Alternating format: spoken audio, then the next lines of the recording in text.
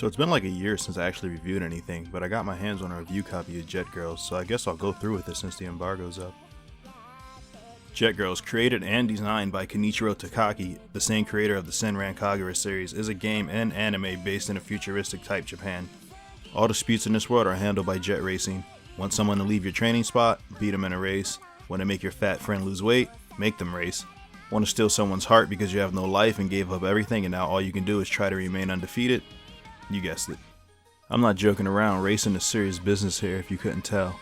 Either way, the game takes most of its story from the anime. It stars Ren and Misa in their dreams to become the best racers and win the Kandagawa Cup, which I will refer to as K-Cup for the rest of the video. The game features 6 teams of racers, with a 7th being unlockable later. Like most games I end up playing, there's almost no male characters here, or any dudes at all, honestly. Teams are made up of 2 girls, the jetter and the shooter. The jetter of the team pilots the machine, and the shooter's the one that, well, does the shooting. Moving on to gameplay, Jet Girls is a pretty unique game, at least in design. At its core, it's like some really strange mashup of Mario Kart Double Dash, Wave Race 64, Jet Moto, and Senran Kagura. As a standalone game, it ends up being worse than all of them. As the game's main focus is racing, there are 8 tracks, usually a big one with some parts sectioned off, filled with giant balloons and ramps scattered around. The game also features a shooting mechanic. I'm pretty sure the weapons here though are just reused assets from Senran PBS. Either way, there are about 8 or so types of weapons, from a shotgun to rocket launchers. Each weapon also has a super special skill once your gauge is fully filled. The bad part is that races are so easy that you don't really have time to actually use these skills because you're going to be way out in front. I've often found myself at a 30-second lead from my next closest rival. You can't really hit anything from that far out. You can still aim the weapons and shoot them if you want for fun. If you get shot, your shields will break and you'll have to recharge. Weapons pretty much though are so pointless that there's even a few challenges in the game that require you not to use any to win. The main mode of the game is story mode, where you follow each team's struggle to win the K-Cup. There's decent variety in the characters, from the team of crazy shrine maidens to the California girls. The objective of each race is obviously to win. Each stage has like a 3-star challenge, usually along the lines of come in first, and the other 2 are mostly, do a certain amount of tricks, hit a certain amount of people. None of them are particularly hard, but there is a challenge one which requires you to complete a race without hitting a wall, which could be pretty tricky because of the iffy controls the game has. Getting 3 stars on these challenges will unlock some items for you to wear.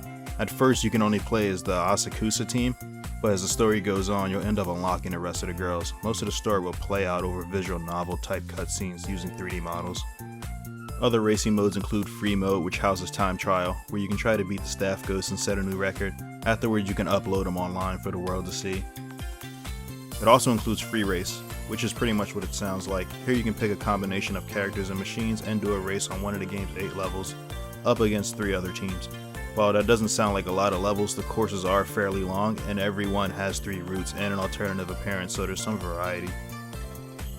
Last is multiplayer. Having a review copy, I couldn't really find anyone to play online with, but it's there. The trailer shows 4-player split screen, but I don't know why, there doesn't seem to be any logo option here.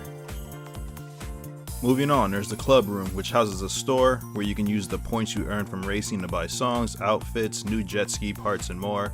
There's also the dressing room, where you can outfit your characters with a bunch of items you either win during story mode, or you buy in the shop. You can change their skin tones. You can also edit your jet ski machines with skins, logos, and such. As far as clothes go, there aren't as many options as Senran Kagura, but there's still a good amount of swimsuits at least. There's also no magic hands in the dressing room for those wondering. Tucked away in the club room, there are also mini games, which will honestly net you more points than racing itself. There are 4 of them. None of them are particularly hard to beat or get S ranks on. The first one is jet machine cleaning, where you press the button prompts to finish cleaning your jet ski. Next is mopping, where you try to mop up puddles in a row to get a high combo. There's treadmill run, where you can run and try to catch stars without falling off. And the last is aerials, where you try to bust out as many tricks as possible and go through rings to get a high score.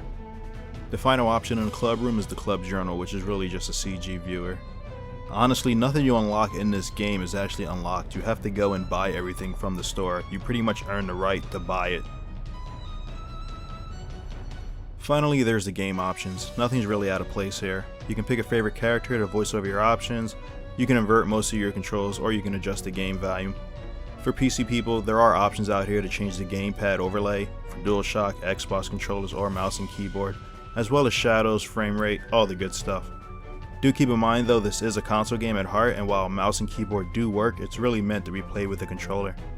Performance wise, as you can see on the screen, I had no issue maxing the game on a rig using an RTX 2070 and 32 gigs of RAM, but that's totally overkill.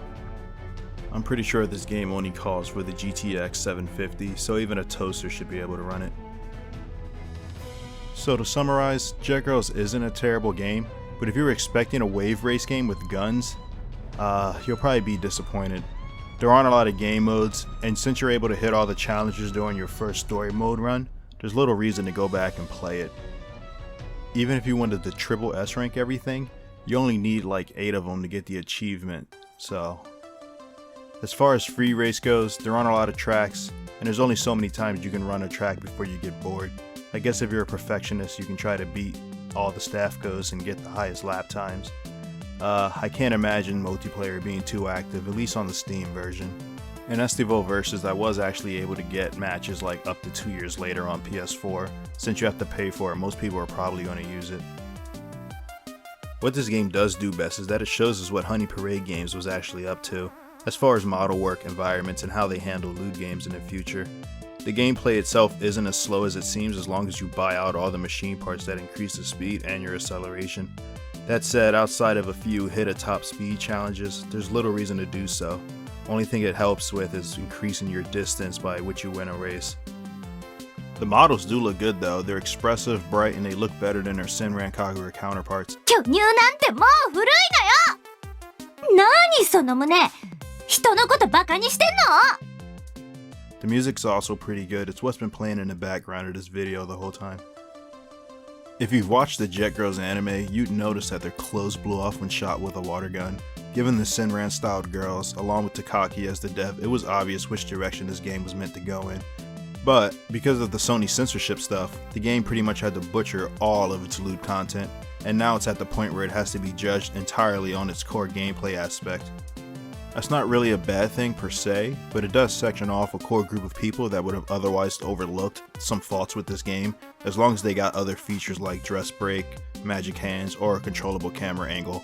And with that said, the game's actually not censored, at least in the sense that we got the same as the Japanese version. Any changes to the game was done pre-release in Japan, so the same version that's out now in Japan is pretty much the same one we have. そのバカ面覚えたわよ。あんたに慈悲なんてくれてやらないわ。り